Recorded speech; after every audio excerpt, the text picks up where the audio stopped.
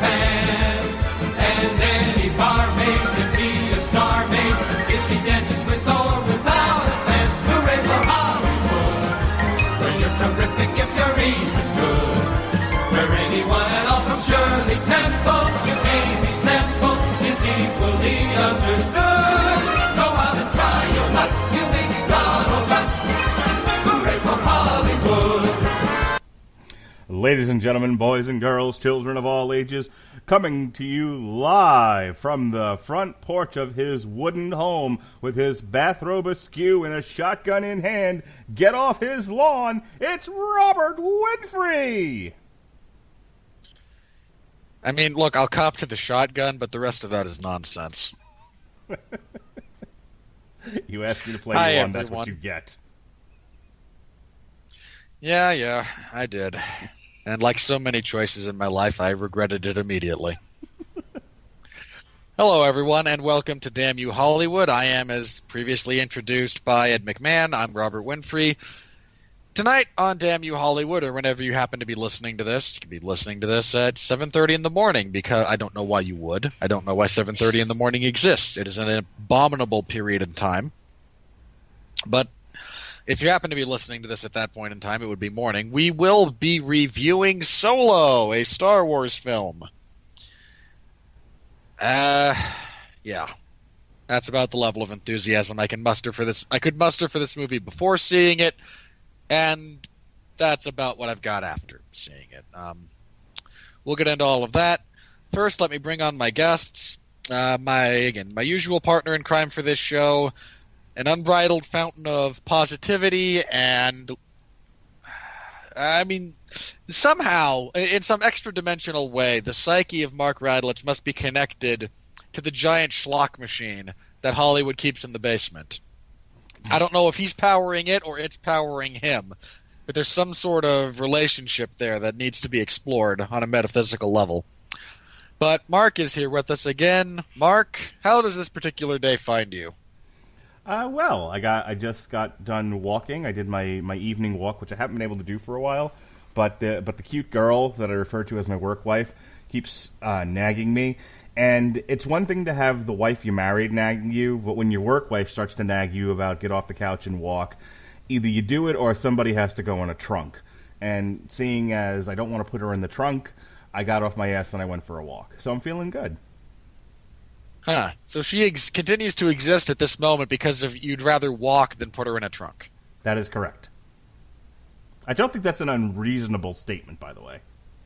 I was not questioning its reasonableness. I just wanted to make sure I understood the terms appropriately. I was like, I really don't want to go into a tangent now. He's like, well, why didn't you murder her? Like, no. Let's not go down that road. I mean, I know why you didn't murder her, because you don't have the stomach for it outside of immediate impact onto your life. So well, she lives too far away. That's again, you don't have. Look, when I say stomach, that's not just the visceral reaction to it. There's so much planning, the actual execution, the planning of how to, get it. It's a massive commitment of time and energy, a massive commitment of mental energy. It's a whole thing, and it's easier for you to walk than to plan a murder. That is correct. For some of us, it's the other way around. I will tell you, if there was any statement that summed me up perfectly, it's I'm too lazy to commit murder, but just active enough to walk. Speaking of those of us for whom the reverse is true, we have visiting us for this particular episode from our offices in Canada, because he loves all things Star Wars. David Wright is back with us. David, thank you for being here. How are you this evening? I'm good, thanks. Though I'm starting to feel like I've just entered into a podcast that will be known as Exhibit A at some point. Oh no! We are Exhibit Triple D.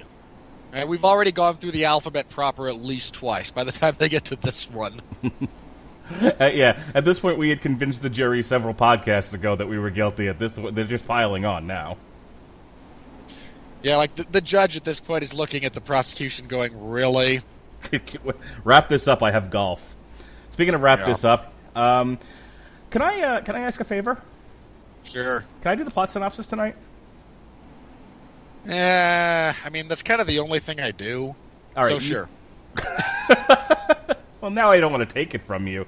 But no, by all means, no. I just needed a shtick to kind of okay. set up the transition there. Yeah, by all means, if you would like to. Yeah, let's get into it. Go ahead. So, young Han Solo finds himself a street rat on the shipbuilding world of Corellia.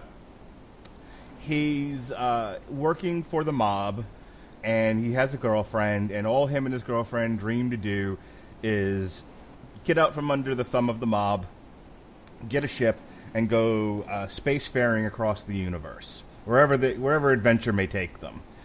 And young Han Solo, young street rat, has a plan. He grabs his best girl, who is Emilia Clarke in this movie, and they head for the horizon. However, much like they do in the hero's arc, early on things go completely awry. Like the best laid plans. She is taken back to the mob. He is able to get out, and in a split second, in a way to save himself from also being retaken by the mob, he decides to enlist in the Imperial Navy, with the thinking just a few steps ahead. Hey, I'll get a ship. I'll be in the Navy. I'll get a ship. I'll take that ship. I'll come back for Kira, because she is his love and his motivation at this point. 3 years go by, and we find him essentially in the hallowed halls of Europe in World War I. At this point, he's been kicked out of the Imperial Navy for not being able to follow orders because he's a rebel, you see. And what's he rebelling against? Well, authority. What do you got? Exactly. Authority. Anyway, so now he's in the infantry, and the Empire is snaking its way across the universe, planet by planet, making themselves stronger. And so he's there fighting who the hell knows. I wasn't quite sure who they were fighting on that planet. It's never stated. Yeah. I think it's the locals. Yeah, exactly. It's the locals. So wherever there is war, there is opportunity. And, of course, Beckett and his crew of ne'er-do-wells and thieves are hidden among the army, plotting to steal the knowledge. Han Solo sees this as an opportunity to get the hell out of the army, which he didn't want to be in the first place. And after a botched attempt to get onto Beckett's good side, who is Woody Harrelson, fails, and he gets thrown into a prison cell with, you guessed it, and Red Letter Media predicted it, Chewbacca, what a Wookiee. They form a plan after getting beat on a bit. They come to an agreement, they form a plan, and they are able to escape the dungeon. They are able to catch up with Beckett's crew, and they escape the planet. Solo ingratiates himself to Beckett, and Beckett invites him to the great train robbery in space that they're going to attempt. Not even in space, they're just on this crappy mag train on a distant planet. So they are going, like a good Western, they are going to attempt one last ride, one last job, and then Beckett's going to retire like you do. He's only 6 days from retirement. That's right, and then he's going to learn to play the ukulele or the violin or some combination therein. Anyway, so it's the great train robbery now, and Solo does his part, Chewbacca does his part, but they are ambushed by marauders. Marauders who are plotting to steal what they were rightfully going to steal, which is fuel, and in this universe is known as coaxium. The whole thing goes awry. They're going to have to dump the car. Woody Harrelson's girlfriend, wife, whoever she is, Thandie Newton, sacrifices herself and blows up the bridge. They are not able to make the getaway with the prize, and now they are into yet another mobster for oodles and oodles of money. They have to make right or they're going to die. I'm making a point to say that because this next bit is where people seem to have gotten confused and why I insisted on doing the plot synopsis tonight. So, as I said before, Han Solo's major impetus for doing what he's doing is to get a ship and come back to the woman he loves, who is Emilia Clarke. But now he's got a second problem, which is he's got a death marker over his head, He owes the And mob. to be fair, at that same time, he does find Emilia Clarke again. Well, I'm getting to that. So problem one, get a ship, get the girl back. Problem two, I'm a dead man if I don't repay the mob. Okay, so they go to the mobster, who is Paul Bettany, and lo and behold, guess who shows up? Emilia Clarke, who is also now working for the mobster. Okay, great. That problem has been solved. They're back together again. But she's tied to the mob. She can't leave. He can't take her out of there. She's not even willing to go. Not to mention the fact that he can't go just yet anyway. He owes the mob. So he's stuck. At which point they put their Woody Harrelson, Paul Bettany, Emilia Clarke, and Alden Ehrenreich put their heads together, and they come up with a plan. They're going to steal unrefined coaxium from Kessel. They're going to rush it to a refinement planet, and then they'll give them the coaxium, and then they're debt-free. They can go on about their business, and they go on about their lives. They need a ship. This takes them to Lando. Han tries to gamble. He blows it. This is an ongoing thing with him. This is his early life where he didn't quite have the swagger that he would come to have years later. This is him screwing all kinds of shit up. Okay, so he tries. I'm moderately amazed that he was able to actually unsnap his blaster in one of those scenes. The way they portray him.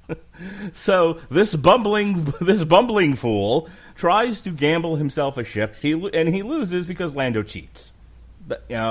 But Lando and Kira, who is Emilia Clarke, know each other, and so he is engaged in this operation too. He gets his feminist droid L3 in on the gag, and they get on the ship and they head to Kessel.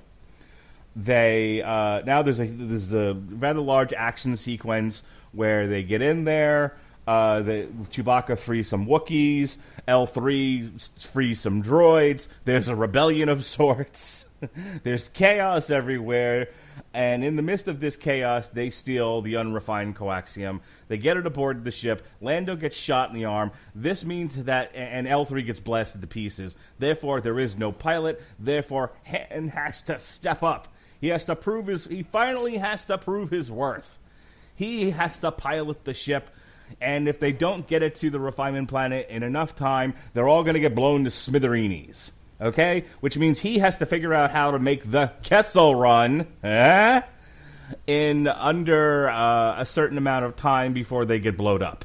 Which he does by taking a shortcut. Parsecs are a unit of distance. I Yes. didn't say parsecs, goddammit. No, but they did frequently.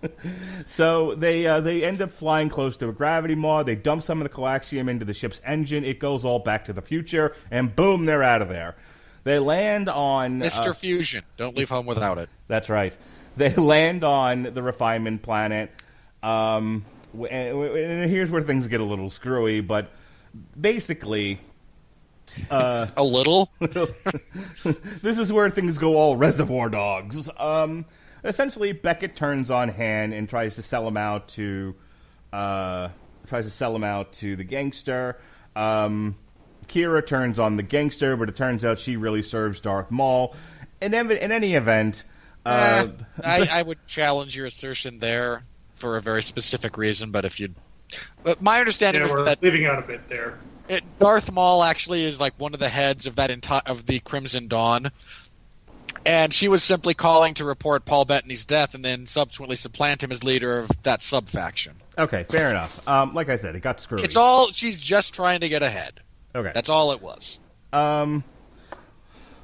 In short, Beckett tries to run off with the fuel. Han shoots him first. I'm leaving out some things there, but that's really all that that scene was. I really wanted that to be like Beckett's last word. Like, I'm going to teach you the most important lesson. Then Han shoots him, and he goes, "That's right. You always shoot first." Han shoots Beckett. He's able to give the fuel to the Marauders who turned out to be rebels of some sort. In any case, the gangster who is Paul Bettany ends up getting killed by a combination of Kira and Han. And then Kira promises she's going to leave with Han, but of course she isn't because she serves a higher Open Master, and that is Darth Maul. So she takes off, leaving Han and Chewie stranded on this planet for the time being. At this point, Lando has already left.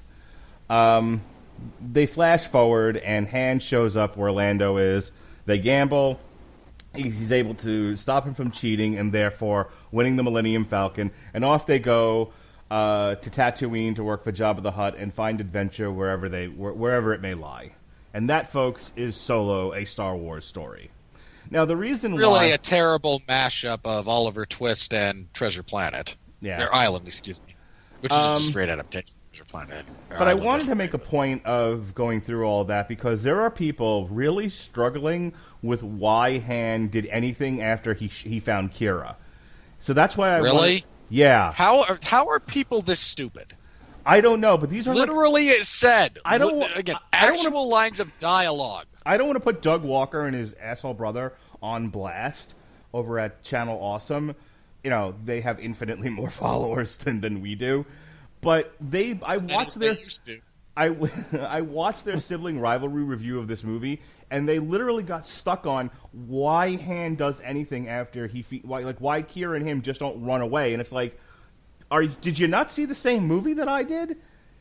He had a debt to the mob that he had to pay off. He couldn't go anywhere, and she couldn't go anywhere because she's working for him. And we can get into the characterizations and and the implications of what this woman's life was after he left her on Corellia, but just the main thing that the story tells us is they're both stuck in that situation and they can't get out of it unless they work together and pay off the mob. Why that was so hard for people and why people are really struggling with it, I have no idea. But I wanted to make sure it was said on this podcast. Now we can go forward. I'm going to throw it back to you, Rob.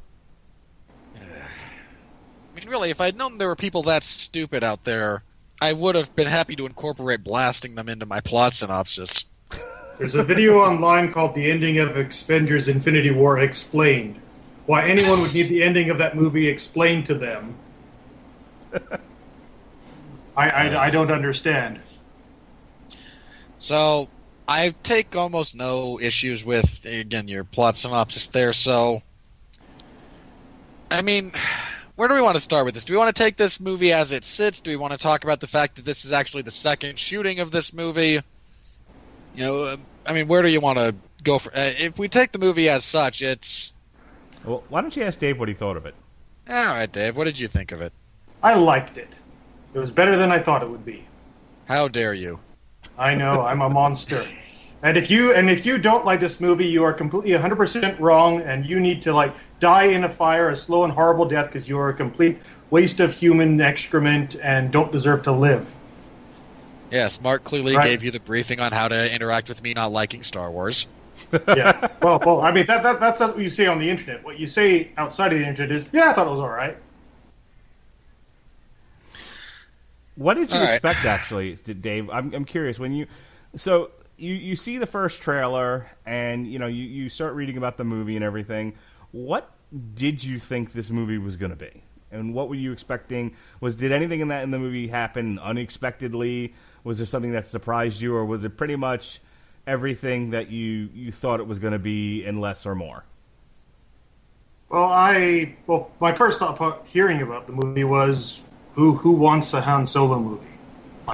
Does anybody really need to know what Han and Chewie were doing before A New Hope? To be fair, it makes more sense than a Boba Fett film. Yeah, well, other than, there's a lot of Boba Fett fans. And actually, on that topic, when they introduced Beckett and he was, out on the battlefield dual-wielding blasters, I was so expecting them to be like, wow, that guy is super awesome. Who's he? He's like, oh, that's Boba Fett. Nobody goes near him, but he is awesome. Yeah, that guy is the most awesome guy ever. I know. He is just, the greatest thing. Look at those blasters. But anyway, thankfully they didn't do that. But I was totally expecting that to be... Because Boba Fett sucks. I mean, he's a decent-looking costume and then dies because his jetpack malfunctions. How did that guy... seriously, whoever designed his costume did not get paid enough because that's what spawned the obsession with him. Yeah, again, I still think they should cast Rowan Atkinson for the Boba Fett movie and basically... I would so love it. We just need Mr. Bean in that helmet. Yeah, and then all the fans would be like, well, that would make, like, Boba Fett's not a bumbling fool. He would never do anything stupid. Yeah, like get hit in his jetpack and slam into a yacht. Die when blind Han doesn't even shoot him, like turns into him and hits this generic piece of metal strikes his jetpack. It's hilarious. It's like, oh, I can feel their anger. The fans in the comments section. Cool. We don't get comments. Don't worry about it. Okay, thanks. Yeah. But initially when they said Han Solo movie, I was kind of thinking of like, okay, so like him and Chewie are out and about, and then they like get contracted to do a job where it's like, you know, by some rich guys, like, yeah, we need you to do the Kessel Run, like, you know, it's like, but like the Imperials, they're patrolling the space there, and there's no way you can like get the cargo there in time, and like, okay, we need Lando to like drive the cargo ship, and we'll get in the Millennium Falcon, and we'll just like distract them a whole lot. And then we like cut to on the bridge of the lead Star Destroyer with Admiral Buford T. Justice and son. Come on, like that would be what I would want to see. Like, just do like Smokey and the Bandit in space with the Millennium Falcon. Like, you know, just something totally not like anything we've seen before. And I kind of felt like I wasn't far off. Like, they just kind of did their own little thing where it's like, you know, smugglers doing smuggler stuff. So I was happy with that. Yeah, the space western analogy works good for this, and you know that's good. I would have been happier if they'd actually just let it be them doing smuggler stuff instead of but the rebellion. Yeah, that's kind of where horned in at the end. Yeah, it's like when they landed on the whatever planet they were going to. Like, I kind of thought, yeah, this would be a good part to end it. Like, mission accomplished. We won. We got the Falcon. You know. Off to the next adventure. No, there were at least 3 other ancillary characters they had to kill off so that it's just Han and Chewie. Yeah, but at least it was kind of short. I mean, the only thing that really surprised me was the Darth Maul cameo. It's like, oh, okay, yeah, I guess that's what he's doing now. Completely threw off my sense of the chronology of that movie. I was like, oh, Darth Maul, like, no, he died. Like, are we actually setting this prior to the Phantom Menace? And if so, why is Han Solo now older than Darth Vader? So let me jump in here with the actual chronology. Revenge of the Sith takes place 19 years before the Battle of Yavin. And for the uninitiated, or for those just not paying attention, the Battle of Yavin is the conclusion of A New Hope, where they blowed up the Death Star. All right? So that's kind of the before Christ, after Christ moment of the Star Wars universe. So Revenge of the Sith takes place 19 years before the Battle of Yavin. Solo takes place 13 to 10 years before the Battle of Yavin. So 6 to 9 years after Anakin becomes Darth Vader. As far as when Darth Maul loses his legs. That takes place 32 years before the Battle of Yavin. And we were talking about this before the show started. Again, in case people didn't watch the television shows meant for children, Rebels and the Clone Wars, in both television shows it was established that Darth Maul was still alive and had at one point gotten robot legs. I'm not really sure what he's got going on below the waist these days in Solo. But I think it's robot legs, because you kind of look at his legs poking out of his robe, and like you can see his shins, they're like metallic. So okay. I think he's still got the robot legs. He at one point, and I want to say either the Clone Wars or Rebels, had like spider legs. And he was a quadruped, wasn't he? Yeah, I seem to recall something like that. They look pretty scary. In any case, Rebels takes place after Solo. As a matter of fact, it takes place 5 years. 5 years to 1 year before the Battle of Yavin. So this just gives you an idea of where this all takes place. And, is the character of Kira featured in that television show that I have not watched and will not watch? No, joke. But was there stuff in there that because I don't watch a lot of television, I wound up missing, which I think is a stupid way to do this? I can't tell you for sure. Here's what I can tell you. Both Rebels and Clone Wars are canon. So whatever happened in those cartoons, when the storyboard people at Lucasfilm, whenever they give like Rian Johnson or whoever the opportunity to write a movie, like whatever it is has to jive with whatever's gone on in these shows. I have not watched more than one season of Rebels. I couldn't stand it. Now, I've heard it's really good, and I've heard I should give it a second chance, and it got much better after the first season. But yeah, that first, as an adult male in his 40s, that first season of Rebels was a little hard to deal with. All right. Again, I'm prepared to accept that as reality and just, oh, hey, you get to confuse everyone who wasn't watching a low-rated television series. So yeah, there's a lot of people who have no idea that he was established in the cartoons going, wait, what the hell? Aren't you dead? That seems as good a time as any to just talk about how, my expectations and what I thought of the movie. I want to guide everybody over to the Radulich and Broadcasting Network Spreaker page and the YouTube channel, my personal YouTube channel, because there's about a 10-minute micro show that's called A Quick Comment About Star Wars Fans.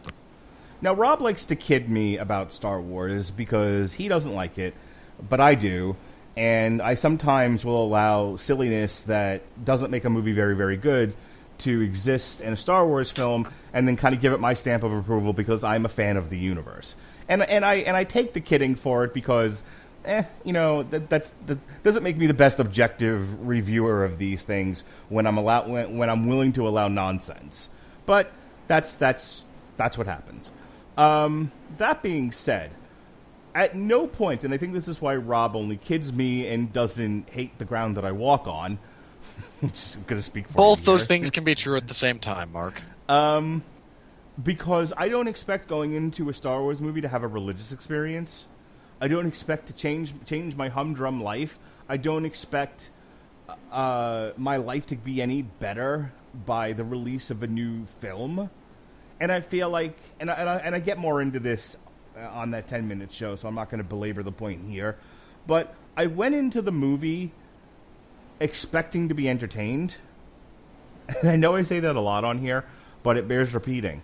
I just wanted it to make sense, for the performances to be solid, for it to not look like shit, and for the action sequences to be engaging. It met all that criteria. Everything seemed to flow. Everything seemed to make sense. The performances were mostly good. I don't have a problem with the guy that played Han Solo, and I'm going to talk a little bit about some of the criticism that I think is a little unfair. And really, crazy to me, as a matter of fact. But I'll get to that in a second. But Mark, you don't understand. I had this vision in my head, and this wasn't it. Yeah, I know. And that's the point that I'm getting to. Star Wars doesn't owe me anything. Lucasfilm doesn't owe me anything. Kathleen Kennedy doesn't owe me anything. Doesn't owe anybody else anything either. All their jobs are to create movies that make money. They should be entertaining, too, I suppose. But overall, they're just supposed to make money. That usually goes along with the money-making thing. There's enough intertwining of those 2 points. Absolutely. It's like a shredded wheat biscuit. All the fibers should intertwine.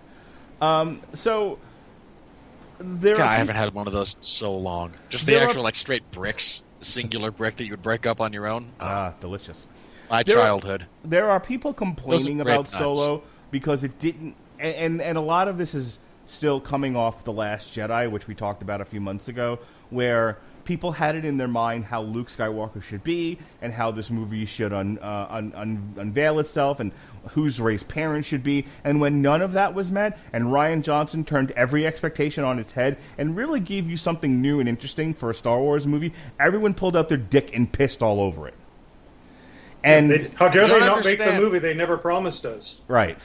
You don't understand. They built Snoke up as this great thing. No, he has 4 lines of dialogue in The Force Awakens. Your reading into that is entirely on you. So with that, if he said "I am Darth Plagueis" before he died, would that make the movie a classic? Would that fix everything? No. What would have fixed everything again is if Lucas had just blown up the First Order with his hand. Anyway. So they were upset about the Force Awakens because Rey was kind of a Mary Sue, but then they were angry at The Last Jedi because Luke wasn't a Mary Sue. You are correct, sir. So, moving on. So with all that out of the way now, I went into the movie expecting space western, got space western. I really enjoyed it. I had a fun time with it. I have some structural criticisms, some some objective criticisms of the movie, which I'll talk about in a second. But I think my subjective, sort of overall criticism of this is Star Wars has lost its exclusivity. Once it became a property of Disney, and even before that, to a degree, now that I think about it, once Lucas started in with the prequels and then stuff that came out of the prequels. If you want to trace the chronology of this, and bear in mind this is not a reflection of quality necessarily, but if you want to trace the history of that losing its exclusivity, it's everything after Return of the Jedi. Yeah, I would agree.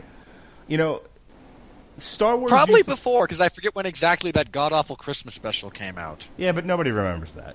That's only become people remember that. No, that's become an internet thing. That's why people remember it. But before the internet, no one remembered what that was.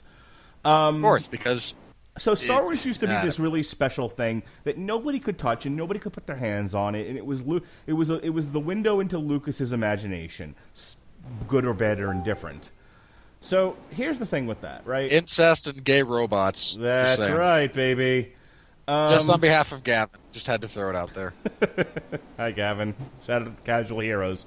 We missed you. Come back. Anyway, I want to drive this point home, and then we'll move on to an actual review of the movie. I think people get caught up in what once was the exclusivity of Star Wars. A documentary like The People versus George Lucas really does talk about how the fans took ownership of a property that isn't rightfully theirs. It's this guy's, and he's letting you into his crazy imagination. And you can choose to be a part of it or not. But the anger that comes from people getting there and deciding they don't like the look of the carpet, they don't like the paint of the walls. It's just like, thank you for letting us into your imagination, George. Now change everything. It's a really weird, almost dysfunctional relationship that I don't necessarily buy into. But the thing of it is that Star Wars as an event, Star Wars films as an event, I think is gone. Yep. And now we're into that Marvel churning out a product stage of Lucasfilm, where you've got to temper your expectations. These are not events anymore. They're just movies. Ant-Man and the Wasp is just a movie, okay? You can say Infinity War was an event, but it was also the capstone on an 18-year plan, a 10-year plan and an 18-movie plan. That's more of an event. The first Avengers movie was an event in that it was the first of its kind, where it brought all of these other movie properties together in one giant film. But even I would tell you, like Age of Ultron, not really an event picture. It was just another movie.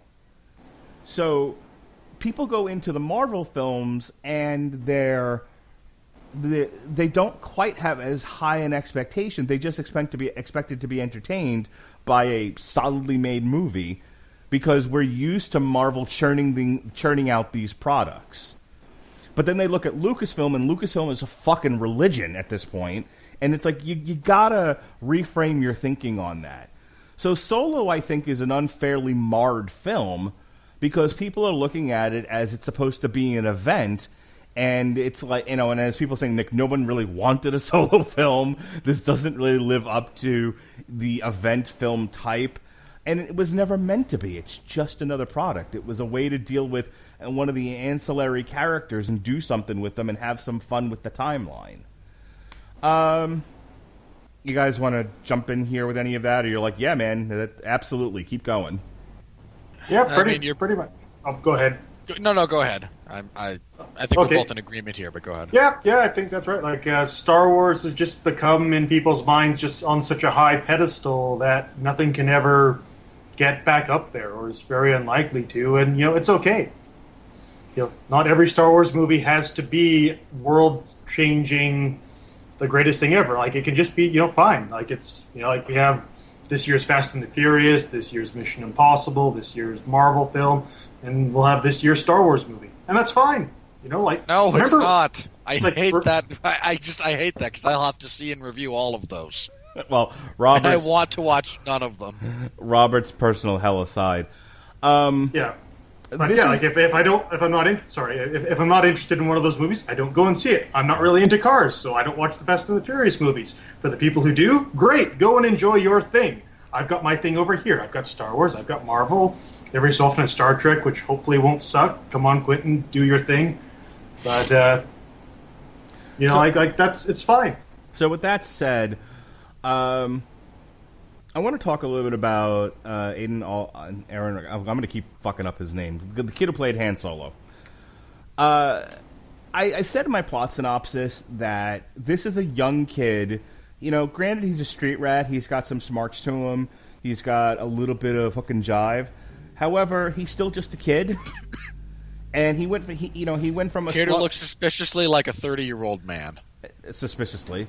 But that's okay. So did Mark Hamill when he was Luke Skywalker. You know, a 19-year-old. If you're going to complain about movies with that problem, we're going to be here for a long time. I was going to say. I mean, seriously, they tried to pass off Lucas Black as a teenager. Like, really?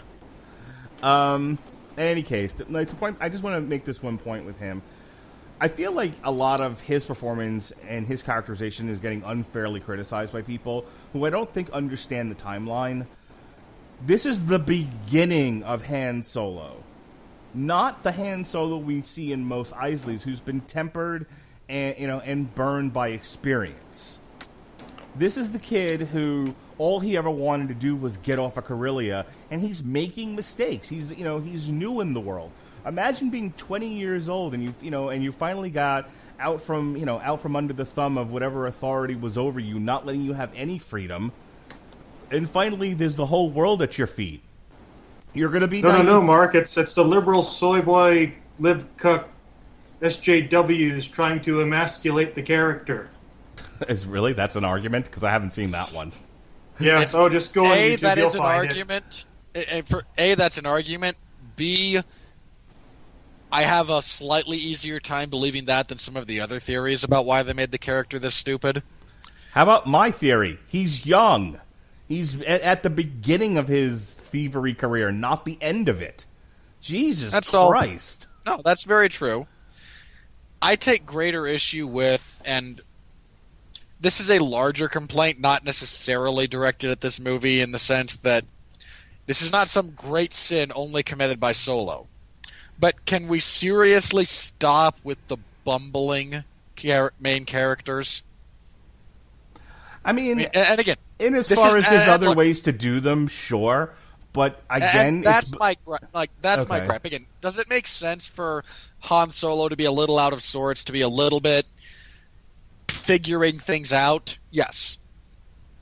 Not only because he's new to this, but also because like the totality of this film takes place in a very truncated timeline. But isn't this the Luke Skywalker argument from The Last Jedi all over again, where everybody expected the film to start off with him being the conquering hero, and it's just let's just get Luke in front of the Jesus Christ, what's the Empire's name in that movie?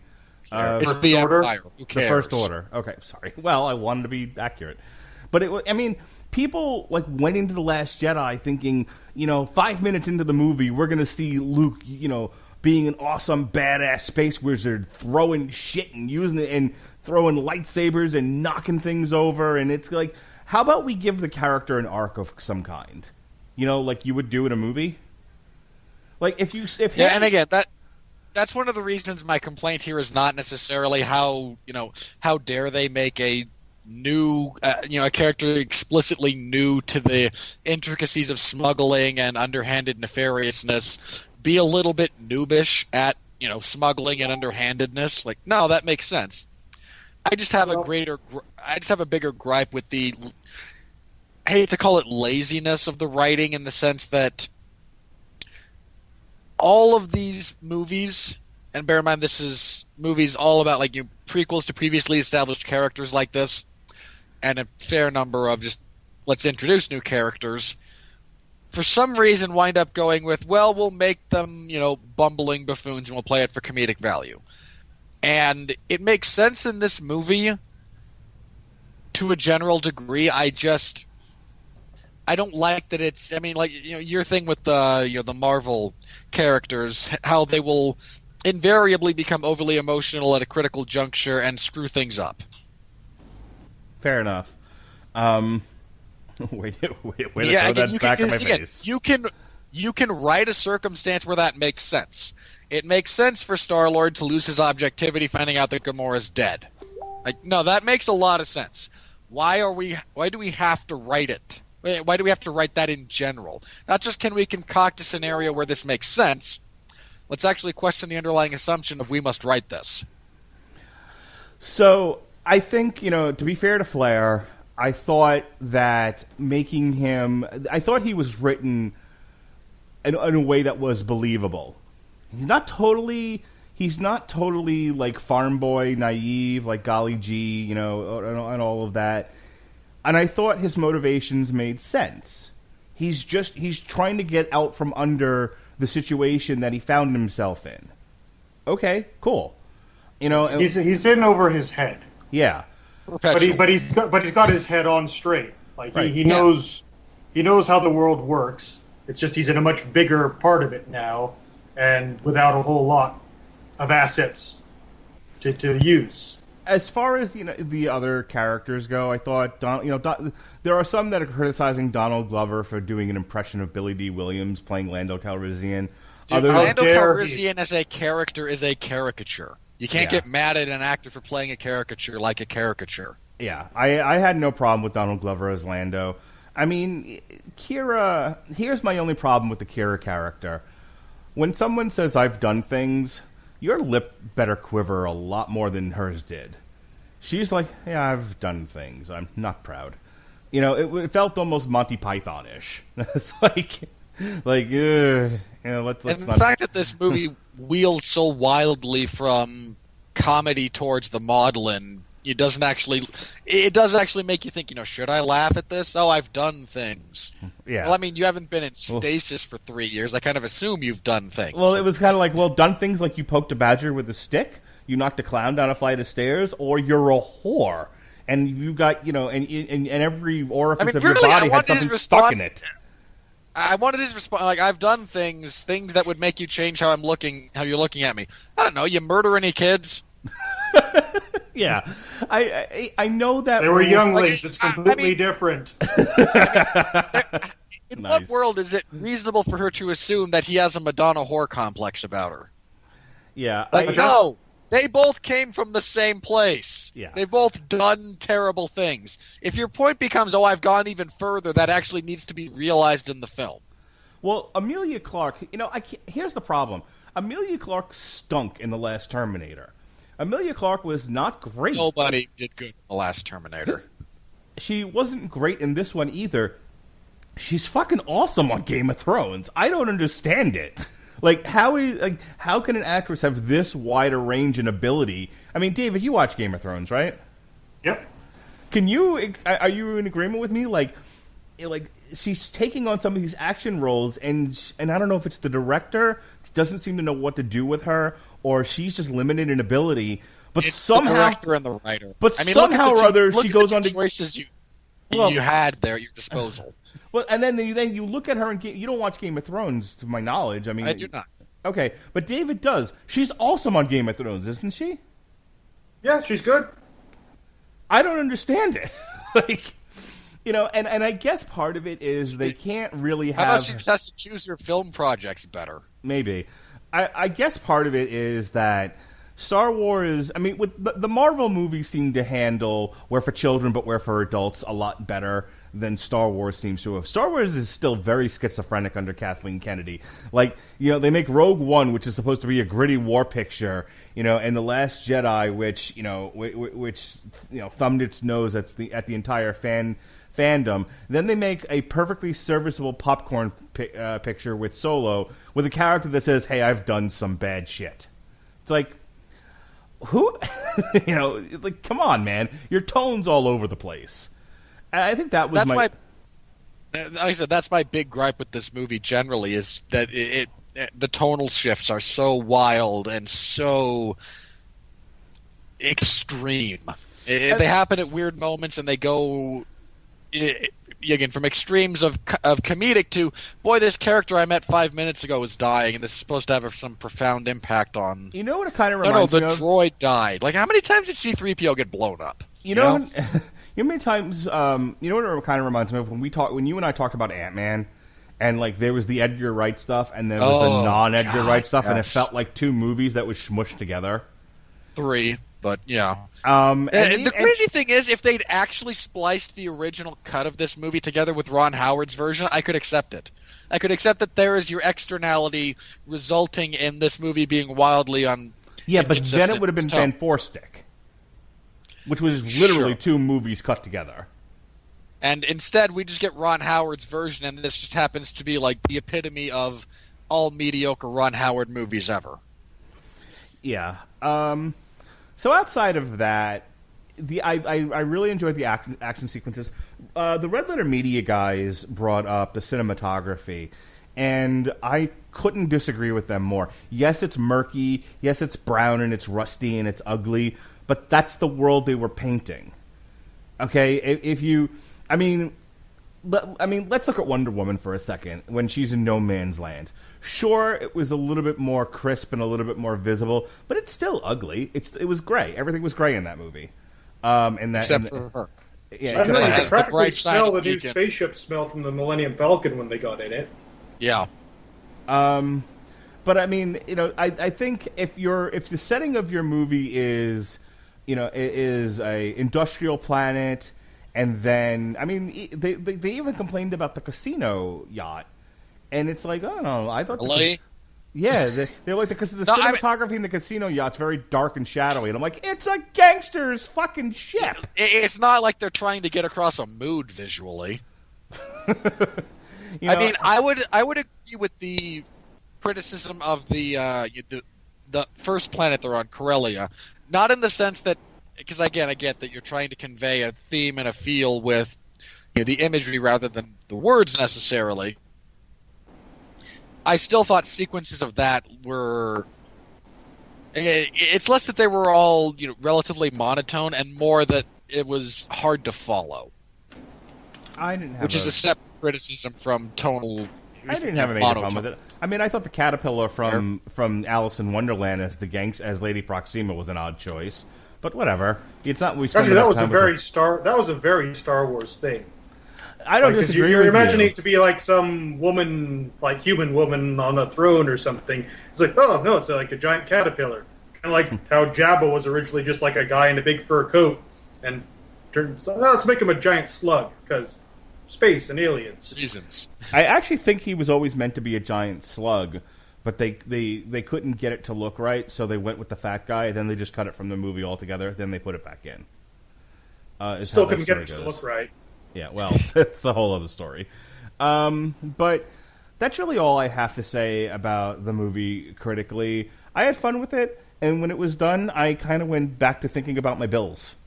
It didn't stay with me, It was like watching some of the lesser interesting pictures in the Marvel Cinematic Universe. Like I had fun, I went home. Cut out the middle part for me, and I'm probably about the same. The only couple of things I wanted to bring up that we haven't touched on yet. I kind of liked Paul Bettany doing some scene chewing. He's no Jeremy Irons, but still well done. You take it where you can get it. Yeah. Well, the bar has been set so incredibly high that Yeah. And I kind of enjoy Paul Bettany as a general rule, so I was okay with that. Again, like my other big complaint was when we get towards the end, and it just seems like, what was the other? We had the same problem with like Daredevil season 1, I think, where over the last few episodes, boy, if you're a secondary character, those are not a good series of episodes for you to appear in because you're probably going to die. There was very clearly a lot of, well, okay, we need to get Han and Chewie in the Falcon, and it needs to just be Han and Chewie, so everyone else, you're probably going to die. Except for Lando. Lando has to still stay alive. There were a fair amount of somewhat interesting callbacks to the original trilogy, kind of sprinkled throughout this film. Some of it was musically, which should come as no surprise because John Williams is a genius. The The one that I actually kind of got a kick out of was when Han shows up at the very end to play Lando in cards again, because the way he greets Lando is essentially the way Lando winds up greeting him on whatever the Bespin. gas colony from Yeah, Bespin. Cloud City. And I thought that one was kind of a cool little callback because he comes up angry, sees that Lando was cheating him the whole time, and just decides to go a different direction with it, and you have Lando paying that back, the exact same way again, then theoretically later in Empire. So I thought that one was kind of cool. Yeah, All right. yeah, and sort of tying back to we were talking about Han being bumbling is I actually don't think he was that bumbling. I mean, he wasn't perfect at everything, but they did show flashes of competence there, like the speeder chase at the beginning of the movie. His distraction with using the rock and pretending it was a thermal detonator, ha. But then they call him on it. It's like, that's just a rock. What are you going to do with that? It's like, I was thinking of doing this. And he, takes out the window. Bust a window. Yeah, but, he knew, he had a plan there. He wasn't just goofing off. And, that carries out through the movie. Like, when he plays Lando for the first time, he wins fair and square. Lando only won by cheating. And we get to the end of the movie, he's figured out he cheated, and he out-cheats Lando. That's progress. That's character development. So I don't really see him as a bumbling fool. Just someone who's got his own set of talents. He's just still getting into this bigger universe. Yeah, and again, this is hardly the most egregious example of that I've seen. I'm getting sick of the trope generally, and I think fair enough. And I just wanted to use this as more as kind of an excuse to bring that again, to talk about that generally speaking. I'll probably have a similar complaint when Ant-Man and the Wasp comes out. Yeah, for me, it's just as long as I'm not sitting there going, "How are you still alive?" Yeah, I'm just so you would have frustrated been with killed this. so long ago. I'm just so frustrated with the idea that the expectation that our heroes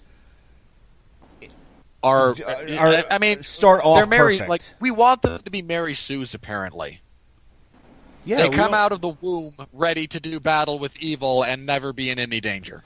Well, That's the real funny part. Is they're always complaining about these new characters, they're too perfect. They don't have any flaws. They're not interesting. And then whenever it's with a well-established character, it's like, this person wouldn't make those mistakes. They would know what to do, and it would be perfect. And it's just, what do you want? Give us hell, Quimby. Yeah. Everyone take a drink. I'm going to make a wrestling analogy. But, I mean... I'm going to complain about parsecs again after you're done with this, because I have a very specific way they could have handled that better. Okay. I have a rebuttal. But I feel like we've entered this age where we want everything to be a squash.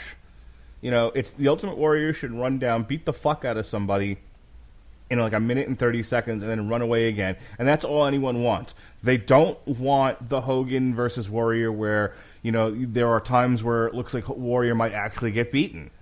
They don't want... they don't want to see the hero have to struggle at all. They just want to see him do fun stuff. So it's literally run down, splash, cross body, drop an elbow, whatever. I forget all the shit the Warrior did, and then run out of the ring again. And I feel like people expected Solo to just open up, and Han Solo has the Millennium Falcon, and he's awesome, and he's every bit as cool as he was the day Luke walked into Mos Eisley's. And it's like, that's not fun for me. Squash matches weren't fun when I watched them as a kid. It was cool to kind of see the wrestler come out and do his thing and watch his moves, but I couldn't watch too much of that. It got boring after a while. I want to see drama, not a stunt. Just to give you another analogy, when I go to the amusement park, either you put me on a roller coaster or, you show me something that's got a little tension to it. What I don't want to see is a stunt spectacular. I don't care. And that's what these turn into. When you don't give the hero enough, enough hurdles to jump over, and actually make him struggle and put him on his ass a few times. It's just a stunt spectacular. And if that's what people want in their movies, I can see why Hollywood is struggling. Because nobody making movies wants to do stunt spectaculars. Or they'd be working on those things. They want to make. I mean, movies. I'm sure George Lucas has at least one or two more ideas. Well, George Lucas is an anomaly. He's not. Not a human. Yes, he's not a human. He's not a real boy. All right, go ahead and complain about parsecs, you nerd. Again, parsecs, for those of you unaware, parsecs are a unit of distance, not time. And I think there was a real opportunity if you wanted to make a big deal about you can't do the Kessel Run in less than 20 parsecs. And you could have easily had Han, and they did part of this, but they kind of lost it in the Space Monster, which was funny in some respects. But because you've kind of shown that this is a competent but still struggling hero, there's a very big opportunity there to simply have his moment of, supreme triumph, even coming right before more adversity, where he demonstrates that, no, I am an incredibly capable pilot and I can shave, both distance and time off of this run, but it's this, combination of my skill with a ship designed for this. Instead of, well, we're just going to cut through this giant hurricane in space and save a bunch of time rather than safely traveling through the established path and avoid giant space monster. Yeah, I've heard a couple of people complain about that. Whether or not they save time. I've heard a couple of people complain about that, Han's bragging about a ship. It isn't the ship that really made the run, it was his shortcut. Yeah, which is a significantly different thing than, my ship and my piloting ability let me shave, distance and time off of this run that was thought to be immutable. Yeah. Like, I'm breaking the 4-minute mile here through this particular symbiosis, not by cheating through the course. All right, do we have anything else on the craft of the movie, or do we want to move on to the money? I thought David said he had a rebuttal to what I was going to say. Yeah, I was assuming what you were going to say, but yeah, basically I was just assuming you were going to talk more about the whole time versus distance thing, where they found a way of making distance work. I mean, really, they're just justifying a throwaway line, which was probably Harrison Ford, just, let's say something space-sounding, and, they didn't really, it's kind of like apparently how they decided that Corellians don't believe in statistics, because Han Solo said, never tell me the odds. Is that really a thing? Apparently it is. You've got to be kidding me.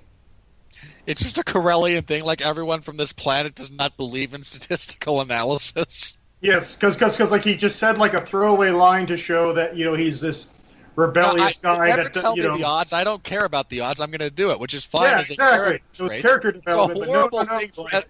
As a cultural phenomenon, this is not a way to if you walk, if you play in traffic, you're probably going to die. Never tell me the odds. As someone develops a very lucrative car washing business because everyone's playing in traffic. What the hell? I really wanted to write a page for Wikipedia. I can't believe that that's real, that there are people out there who said Corellians don't believe in statistics because of that one line. That's the dumbest thing I've ever heard. I mean, way to just take a great line about a specific character and make it significantly less interesting and awesome. Good job. You've normalized Han Solo being a cocky risk taker to his entire... everyone from this planet is now Han Solo. So what's special about Han Solo? We talked about this before the show started. I wanted to make sure we got it on here. I'm actually looking at somebody else's podcast, and it reminded me of it. To fuck or not fuck droids. Now, listen. God. So everyone made a huge... First of all, let's talk about the character of L3 for a moment, because this has been the controversy generator. L337, I see what you did there. There are two things about this character that people it's driving Twitter crazy. One, that it's a feminist social justice warrior type robot. We're just the worst people in the world. So the droid does a thing in the movie where she sets all the other droids free, and I found my purpose in life. Yes. Never mind the fact that the droid she set free didn't actually do anything other than what she told him to do. Good job. I'm free. What do? I don't know. Go free your brothers. Just get out of my way. Okay. Master. Yeah, you sure freed that droid. I don't know. They seem to like it once they got used to it. Yeah. It's like, hey, I like this whole freeing droids thing. Let's keep it up. Look at this. I can dance on this control panel. I sure hope this doesn't destabilize the containment field for a wildly unpredictable and explosive fuel substance. Yeah. So, then the other issue that Twitter is all upset about is, and I didn't realize that this was the context of it, but I've been made to understand that essentially somebody went to Lawrence Kasdan and his son and was like, could Lando be pansexual? And he was like, sure. Sure. And then articles came out that said Lando is pansexual, and of course Twitter went crazy. And look, Lando will stick it in anything. Who cares? Nobody with any brains. But the question then becomes, the relationship implied. And I want to take it to the actual movie now. The relationship implied in the movie is that there's some sort of romantic feelings between Lando and the droid. The droid denies them, but you could make an argument that that's bravado. About that. I wasn't sure about the line. Because the line becomes, she's talking about Lando's feelings for her when having droid/girl talk with Emilia Clarke. And Emilia asks, and Kira asks, so how does that work? And I wasn't sure, because you guys seem to have said the response from her is, how does what work? Yeah. I wasn't sure if it was how does what work, or if it was like, and again, if you had a face to go with the actual line, it was, or if it was, Can I just interrupt to say, I had a heck of a time figuring out where to look on her face. Yeah. Like, seriously, put like a solid lens there. You got like a little lens thing and a blinky light thing next to it. I don't know which one I'm supposed to be looking at. Aw. Don't make so fun yeah, of all three. I wasn't sure about the actual line that was written, whether or not it was a dismissive "how does what work" or a kind of a "oh, it works." Yeah, so I can't comment. Does anyone here on this panel care that that Lando may bang a robot? And can we now let? I imagine there are orifices on the Millennium Falcon Lando has banged. Like, who cares? So this is a dedicated hedonist. That's what the character is. So who gives a rat's ass? So we said, I mean, like in the entire history of science fiction, it's they've never ever before done a story about someone in love with a robot. they've done recent movies about this. Struggling with here. Wasn't like there's an Al Pacino movie out there where he wants to bang a robot or something like that. It wasn't a significant part of Blade Runner 2049 or whatever the year was attached to it. Yeah. Asimov hasn't written about this. Philip K. Dick didn't bring this up at various times. No science fiction writer has ever thought to integrate human sexuality with science fiction. This is clearly groundbreaking stuff.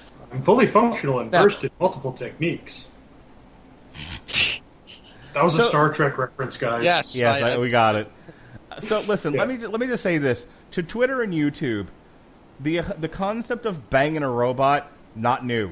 Also, not really interesting. Not even fictional. Yeah, and currently not fictional. Now.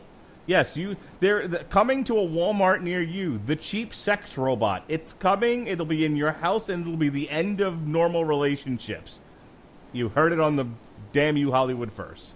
And there are stores dedicated to selling you a bunch of very interesting machines. Yeah. Like, how is this different? Yeah. All right. So let's talk about.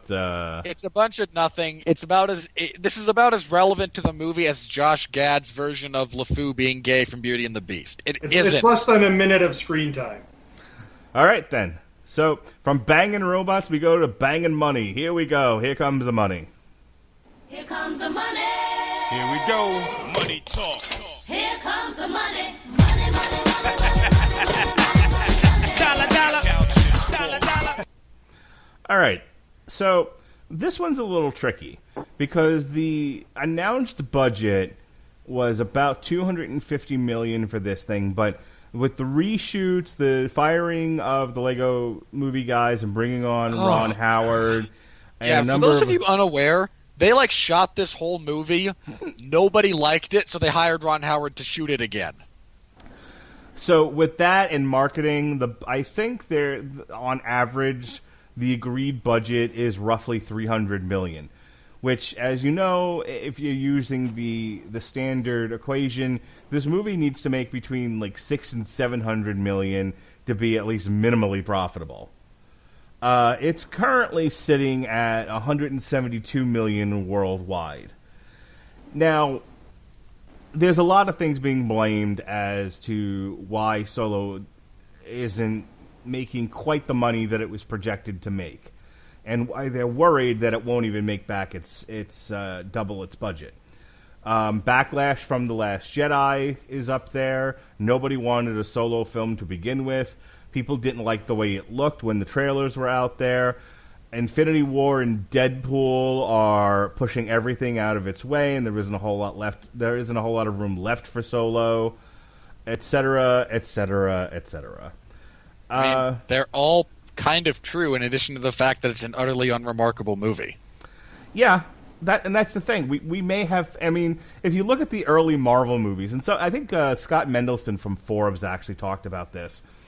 That Lucasfilm gets unfairly criticized if the movies don't make over $1 billion, because that's been because they used to be event films. That's been the expectation. Rogue One made over $1 billion, Last Jedi made over $1 billion, Force Awakens made $2 billion, etc., etc. So the expectation is that every Star Wars movie, and this is not really fair, is going to make over $1 billion.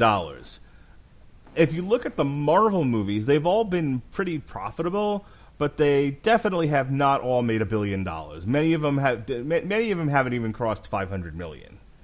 For every 650 to 450 is the average. Yeah, somewhere in that range, and that's perfectly acceptable, and they're all profitable. So yay, they're going to keep going. For every Avengers or Age of Ultron or Civil War, there's an Iron Man 2 or an Incredible Hulk or an Ant-Man. No one cares about the Incredible Hulk. I do. I like the Incredible Hulk. Shut you up. don't count. All right. You're just... And the Incredible Hulk's a terrible character anyway. You're a terrible character. Anyway. Whoever wrote me, yes, you did a piss-poor job. So, with all that being said, I think... when it was $250 and it just had to make $500 million, I figured, it'll probably make around that. I don't know anymore. If you got to break the 600 to 700 million mark, somewhere in that range, which is probably what we're looking at, it's dicey. So it's got this weekend coming up. It has no competition. Its biggest competition is a Jackass movie combined with an Action Park commercial. Its biggest competition is, are more people going to re-see Deadpool or Infinity War? Right. This now on June 8th, its biggest competition, as I've said before, anyone that goes to see Ocean's 8 already saw Solo with their boyfriend, so I don't think that's going to matter. And why would you drag that poor, long-suffering man to see that movie? How dare you? Now, its stiffest competition comes in 3 weeks-ish, and that's The Incredibles 2. That's projected to make about $1 billion or close to it. There's a lot of hype for this new Pixar sequel. That's probably going to eat into Star Wars. I'm kind of hyped for it. But that's... Look, as long as they devote more time to bashing the new way they've been teaching math for the last 3 years, because that is just the dumbest thing imaginable. The problem with this, so here's the problem. So Solo has about 2 weeks to probably make all of its money, and then after that, it's gonna start to fall away because then everyone's gonna go see The Incredibles, and the following week is Jurassic World, which I don't think makes nearly as much money as the original Jurassic World, but it's still gonna have a following. People will still go see. Everyone loves dinosaurs. I don't have anything on my calendar for the 29th, so which means there's probably nothing competitive for that weekend. But then Ant-Man and the Wasp comes out July 6th, followed by both Die Hard on One Leg and Hotel Transylvania 3. Hey, Skyscraper is going to be awesome. I have nothing on the 20th, and then you have Mission Impossible on the 27th. So Ugh. There's a so it's Did got you get a new trailer for Mission Impossible ahead of this movie, Mark? Because I did. not a new one. I got the same one I've been seeing. It was a little different.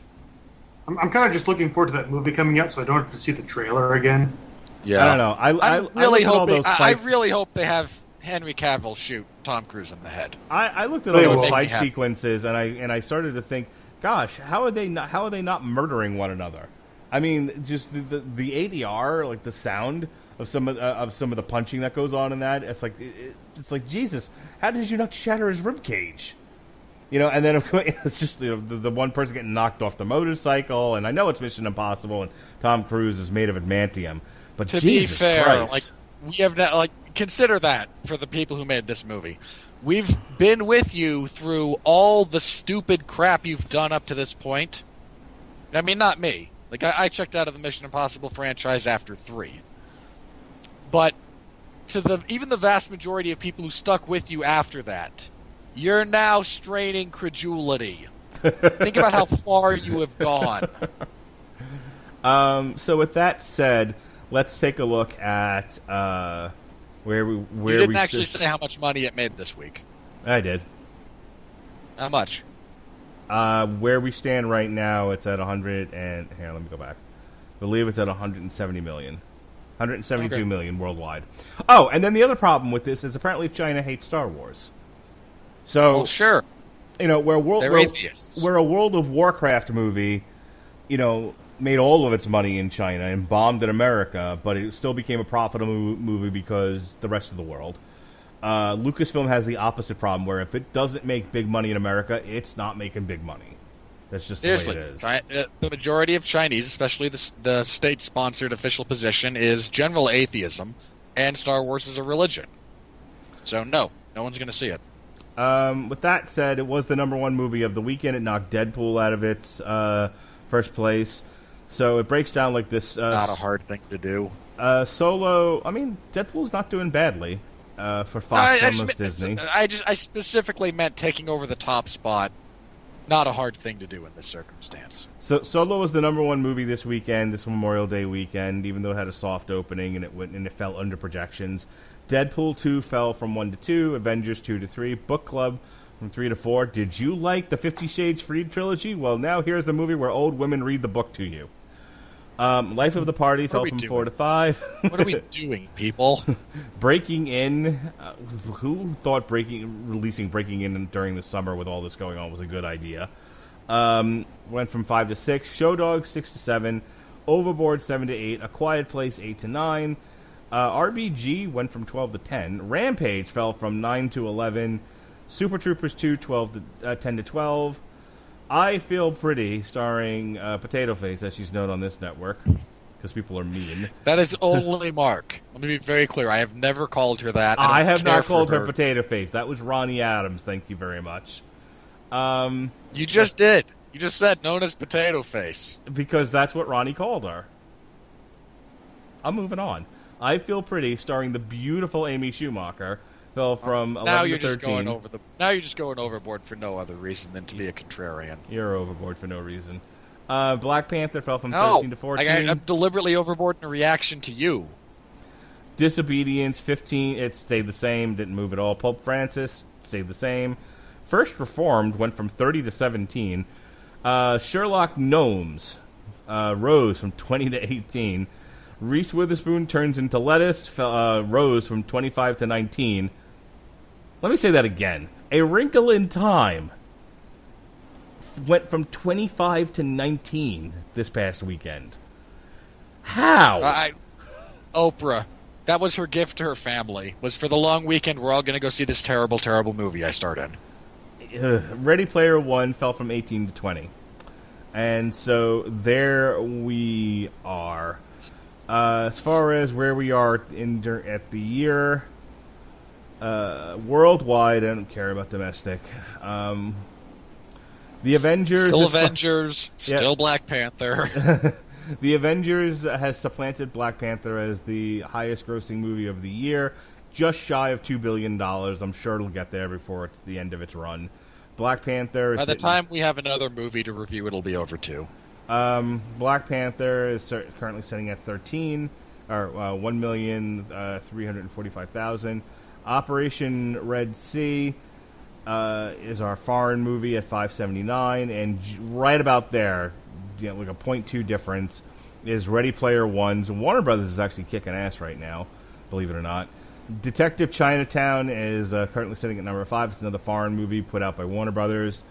Deadpool is currently sitting at almost 500 million. So yeah, so Fox almost Disney is very, very happy.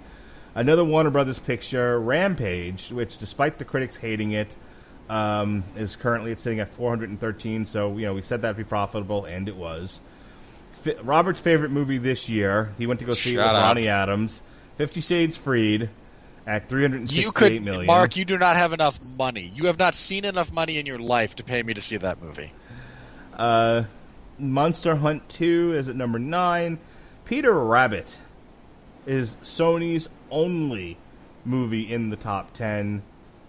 It's its only movie in the top 20, as a matter of fact. Wow. And when Venom bombs, they'll be looking at like, wow, our big hits were Venom and Peter Rabbit. Boy, we had a year. I'm just looking at worldwide grosses. So Sony's Peter Rabbit is at number 10. Sony doesn't make another appearance on this list until... Still looking. Paul, Apostle of Christ, number 45. Yeah, so they cast Jamie Foxx to be the lead in the next Spawn movie. Is Sony's plan we're just going to give up on 2018 and we'll come back again in 2019 with some movies? Is that what's going on here? Sony's plan is we're just going to give up. We're going to wait for probably their best idea. We're going to wait for Disney to buy us. Oof. They won't actually buy them. They'll wait for them to go into bankruptcy and then pick up the specific assets they want. Right.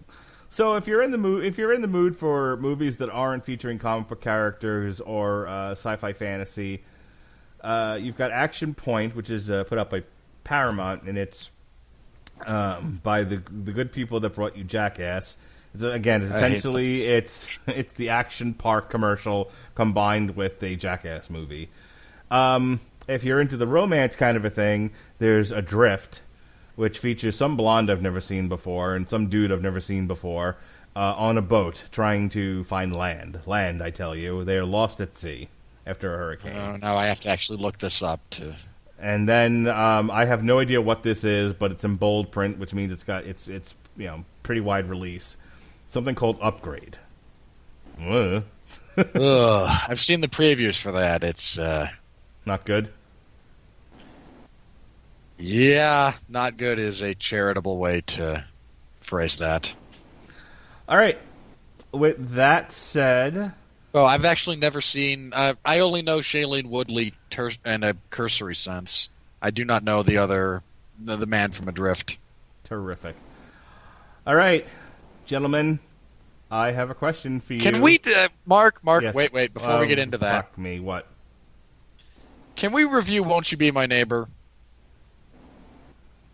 I just shut down my box office mojo. When does Won't You Be My Neighbor come out? This thing here says June 8th. Okay.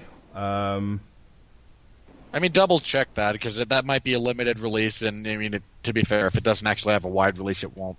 We can't, but I need to talk about something that I don't hate, and I can't hate Mr. Rogers, or the requisite documentary about him. When does Won't You Be My Neighbor come out?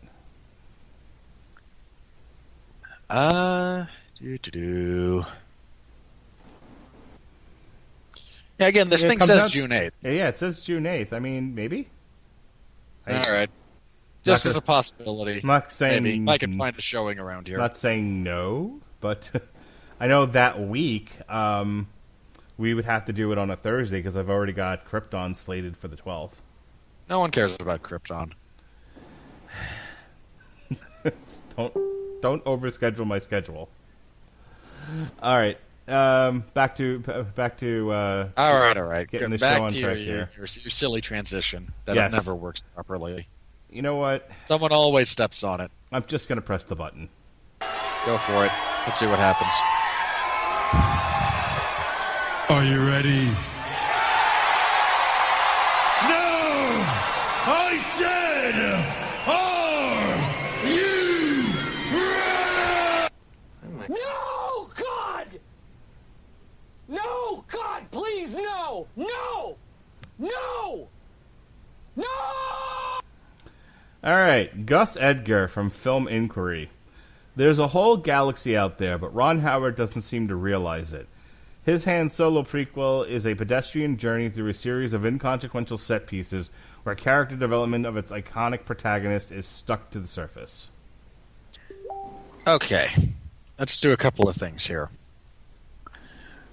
One, yes, it's primarily about Han Solo, so his character development is going to be the stuff we focus on. Why is this surprising? Like, oh man, I sure do wish we'd had more time with other characters in There Will Be Blood, but boy, that Daniel Day-Lewis. Citizen Kane. I mean, just too much Orson Welles. Why was he always at the fore? Like, what the hell, man? What do you expect? Hogging up the movie. I mean, seriously, like, how is that a valid complaint about this film that is specifically geared around a singular character? Jeremy Johns, we hates you, Jeremy Johns, we hates you. From JeremyJohns.com. This movie springboards off the flaws of Star Wars movies that have come before it, not the strengths. If new Star Wars movies are meant for a new generation, then I feel like a new generation deserves better than this. No, we don't. We deserve better. Seriously, 50 Shades Freed. Like, there's another Mission Impossible movie coming out. We have an Ocean's 8. Like, no, really, do you think we deserve better than this? Because no, I genuinely hope this is the worst movie.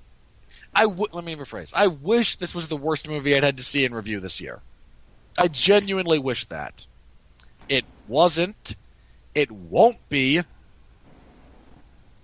Because, well, that's just how this works. But again, like, no, we don't deserve better. More importantly, this deals with the flaws of previous, Star Wars films. I mean, like fun space action. That flaw. Yeah. Interesting and enjoyable characters. That's a stretch, but okay, it's not 100%, but better than most. Look, there's a reason Boba Fett's armor stood out more than pretty much anything else from Empire Strikes Back to a lot of people. But the point being, that's actually the foundation of this entire franchise. It's built on unbelievably basic, even incredibly flawed things that are now, like, everyone loves the flaws.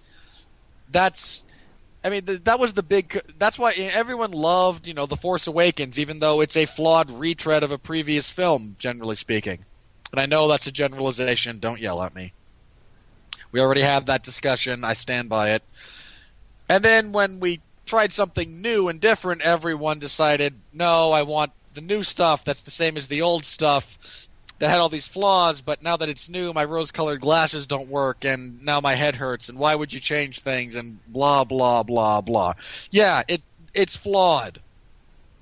That's kind of what people are going for here in some respects. I fail to see how that's a major complaint.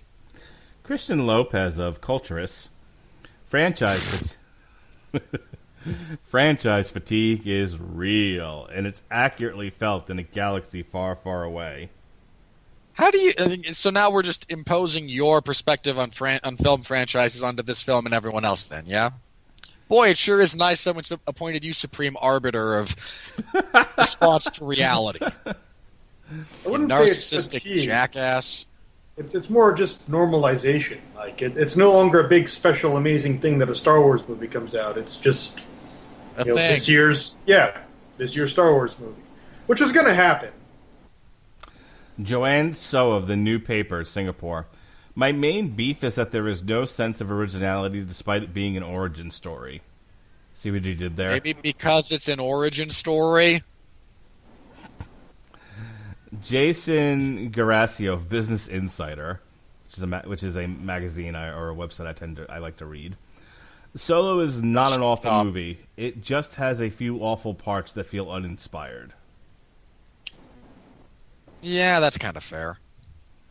I'm not sure I'd stretch to any of the individual points being awful, necessarily, but the general point being, it's not bad, but again, it's just relatively unspectacular. Matthew Rosa of Salon.com, top critic. Whenever this guy. Whenever Star Wars tries to develop one of the franchise's key characters, it whiffs. Solo is no exception. A disappointment on par with The Last Jedi and the prequels. Oh, shut up. Well, these two films are not comparable. All right? One was very carefully crafted to be a deconstruction and reimagining of all the tropes associated with the franchise. And if you didn't like that, fine. You're profoundly attached to the tropes associated with the franchise. I'm not going to tell you how to live your life. This version of this film was shot hurriedly, reshot a couple of times, by a completely different director. I mean, Paul Bettany wasn't even originally the villain. They had a completely different actor in that role that was supposed to be heavily CGI'd to be an alien. You cannot compare those two things. If you're equally disappointed in this, it's for completely different reasons, and you should be able to differentiate those. J.R. Kennard of Pop Matters. The only thing this version of Han would do first to Greedo was bore him to death. No, he would shoot him first. That's kind of established at the end of the film. Like, he just shoots Woody Harrelson. Connor O'Donnell of the Film Stage. These auxiliary tales are starting to look less and less like true standalone efforts, picking up the bad habits of one too many convenient tie-ins from the MCU cousins.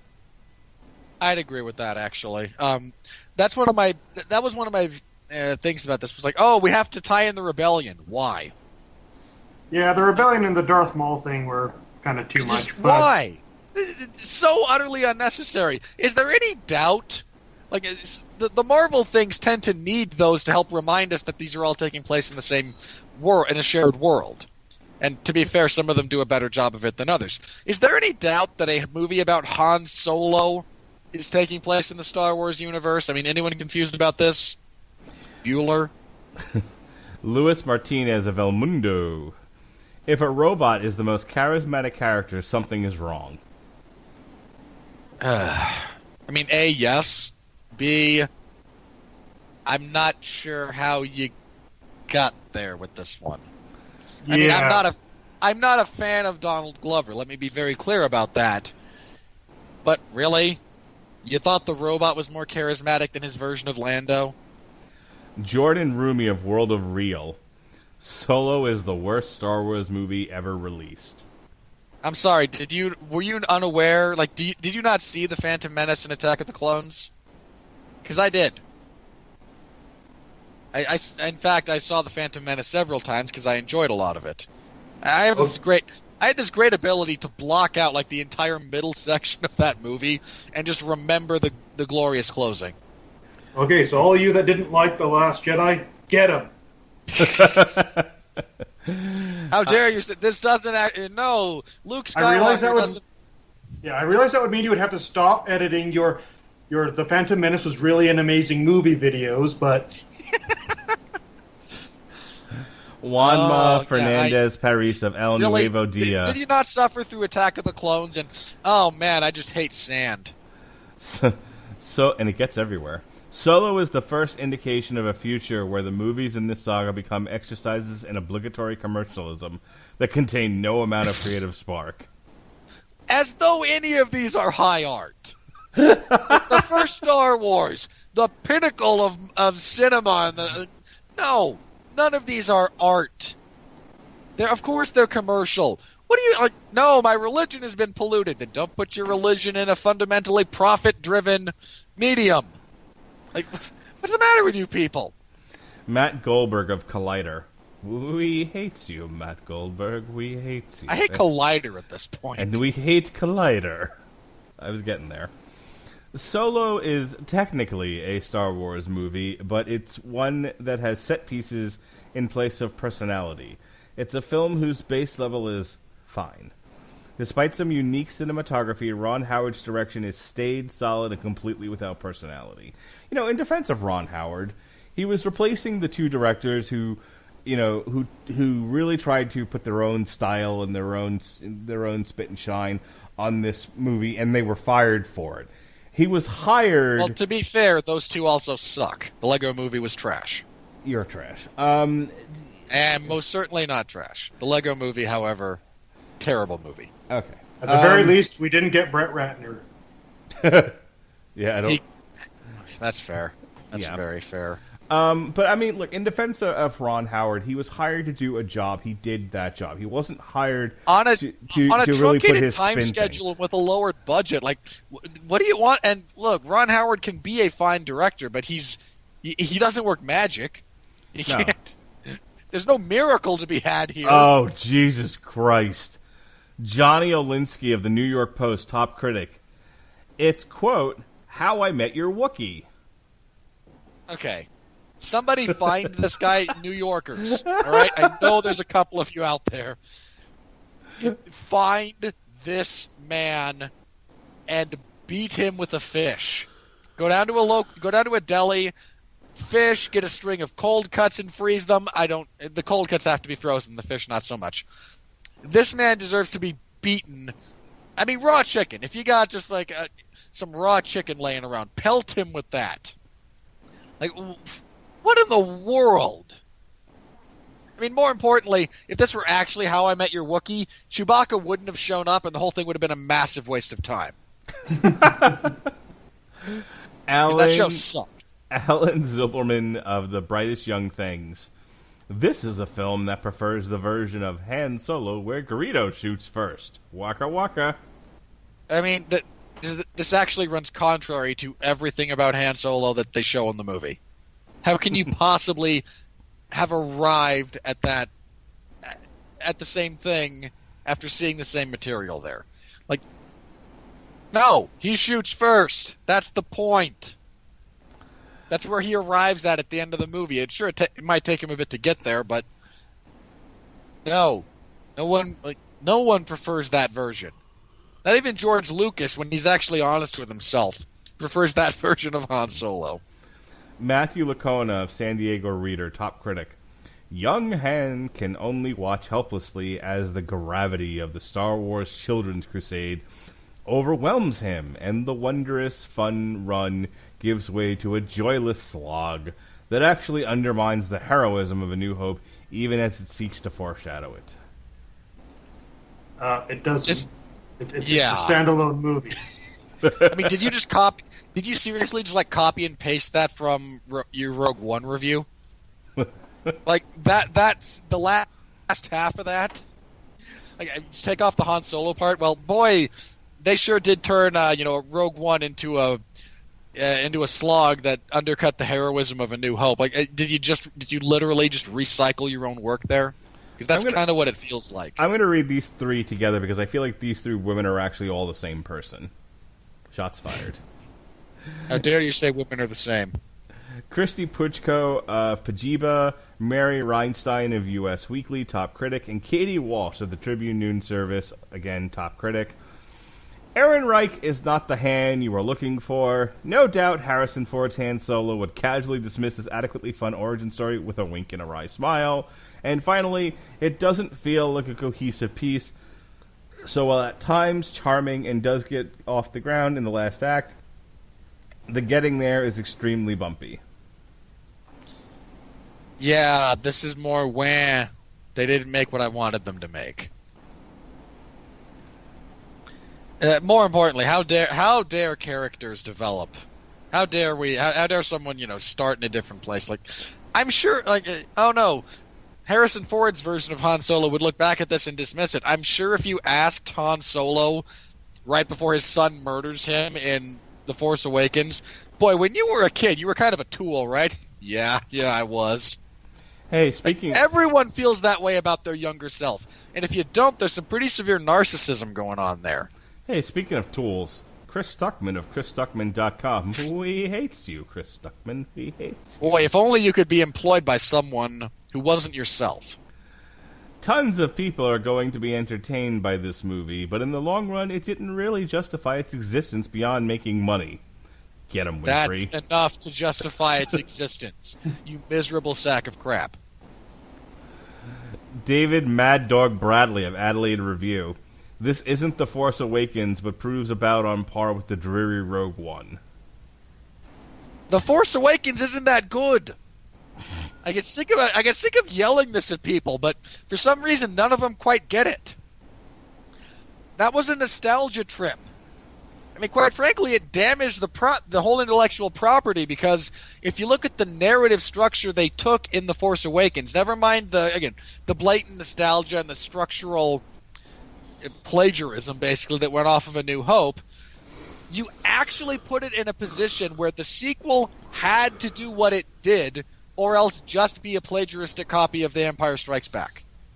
So for everyone bitching about The Last Jedi, look at what preceded it and look at how that basically forced it into that corner. Then complain about the actual cause. A.A. Dowd of the AV Club, top critic, struck me as intellectual property unconvincingly arranged into the shape of a movie. Wow. Happy with that sentence there, are you? Okay, and we're gonna the real one to stick in the portfolio there, your old resume. Boy, I wrote this sentence and I feel good about it. All right, last two, and it's our two favorites. First one comes from Robert Winfree's soulmate, Roger Moore, and then we're gonna end with old man Joel Morgenstern. I know it. It's been weeks since I've had a go at Morgenstern. All right, so here's Roger Moore for Movie Nation.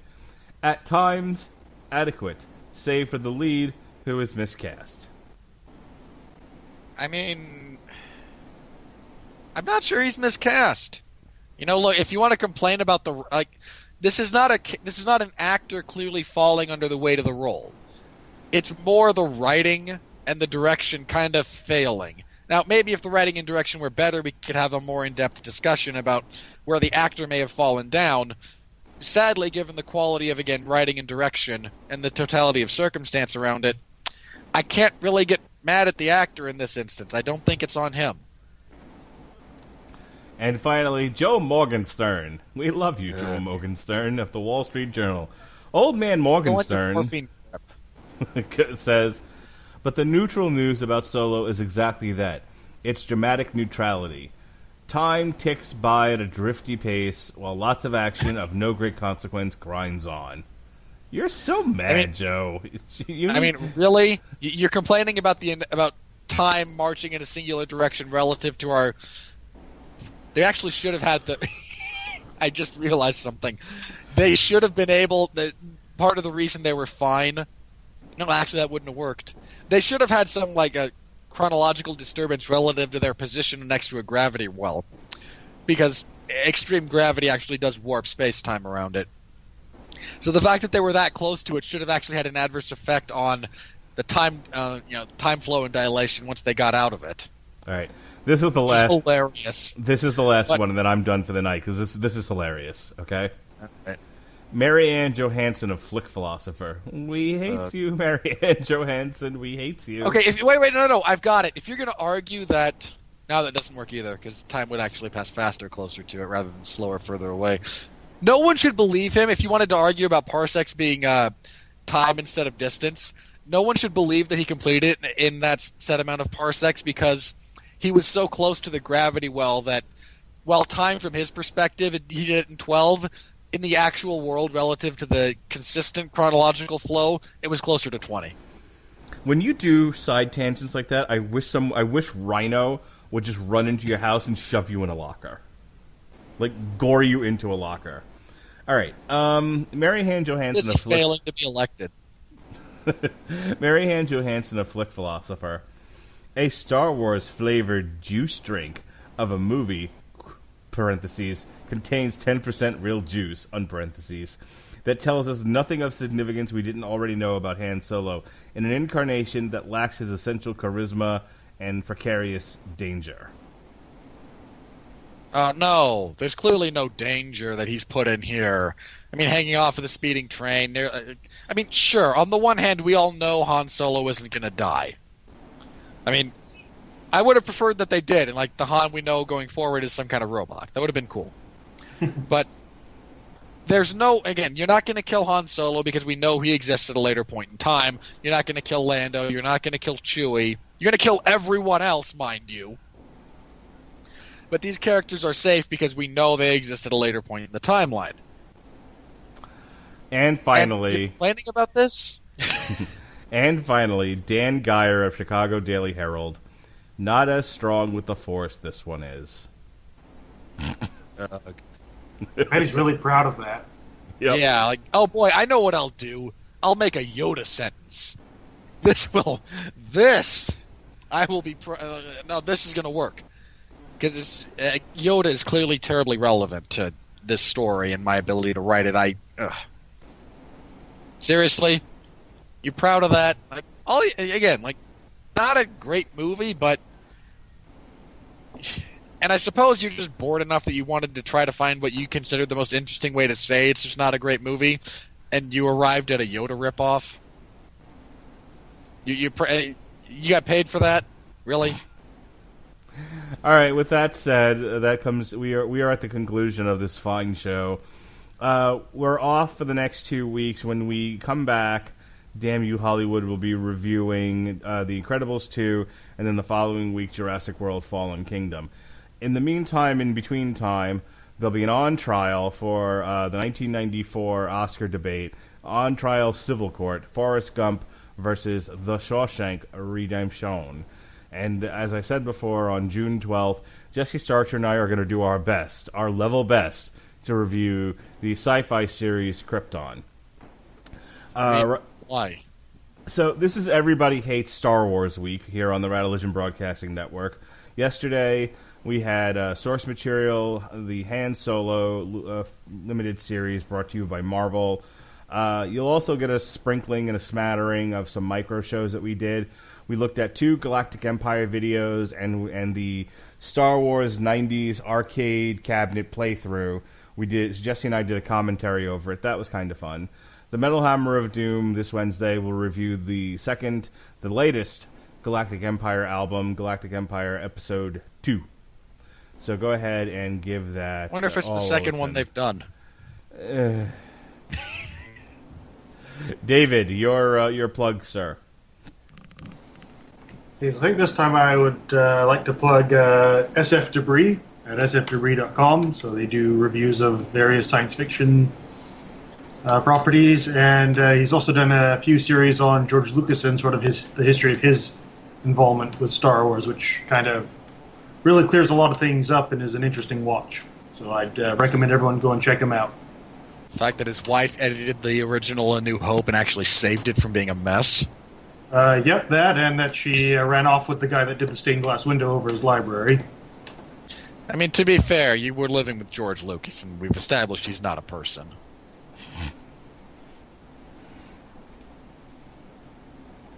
Terrific. Yep, so that's me. I'm good. All right. David is done talking. Go ahead, Robert. Let's get out of here. Let's do your thing. Let's get out of here. Oh, my thing? I don't want to do my thing. I'd rather just do plugs.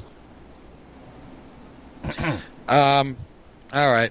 Sunday, I had double duty when I first covered a mediocre UFC event and then talked about it with Jeff Harris, so you can find that.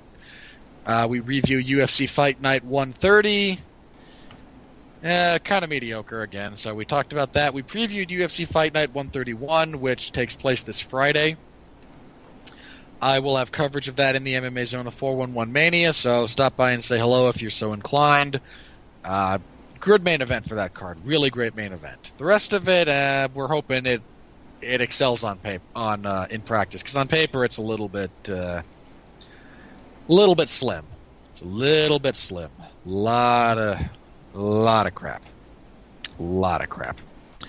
And then this Sunday we will, of course, review that, and I believe we will be previewing UFC 225, which features 2 title fights. Well, one of them is an interim title fight, but I'm contractually obligated to refer to it as a title fight. And CM Punk, despite being terrible at everything, gets to open the pay-per-view portion of that card, while Alistair Overeem gets $800,000 to be on the prelims. I mean, it's your money, guys. So we will preview that card, which has again, good main event. That's Robert Whittaker and Yoel Romero in their rematch for the middleweight title. So I know Mark will be watching without pants because he loves him some Yoel Romero. Soldier of God. I mean, is he your one? Like, your wife has just kind of accepted that if you ever happen to meet Yoel Romero down there in southern Florida, it's going down? No, I don't like to meet my heroes. It just ends in disappointment. You're afraid he's not going to be as big as you think he is? Stop making gay jokes, faggot. I actually meant physically. Like, you have this vision of him as a ripped 40-year-old man, and you meet him in person, and he's like, man, he's not as big as I thought he was. Okay, terrific. Anyway, so we will be previewing that entire card. So you can listen to that. I don't know if Pat will be there or not. His schedule on Sundays is hit and miss, but he likes to make time for Yoel Romero's fights in particular. And again, Romero and Whittaker should be fun. I enjoyed their first fight. And I think that's it for my plugs. Again, I'll be back here in a couple of weeks. But until then, I don't think I'll be here for Tuesdays. Because you're talking about crap I don't care about, and I don't have to talk about it, so for once. So I'm happy about that. Okay, terrific. With that said, everyone, thank you, Dave, from coming down from Canada to have this conversation with us. Always a pleasure. Welcome back at any time. For Robert Winfree, this has been Damn You Hollywood. Be well, be safe, and behave.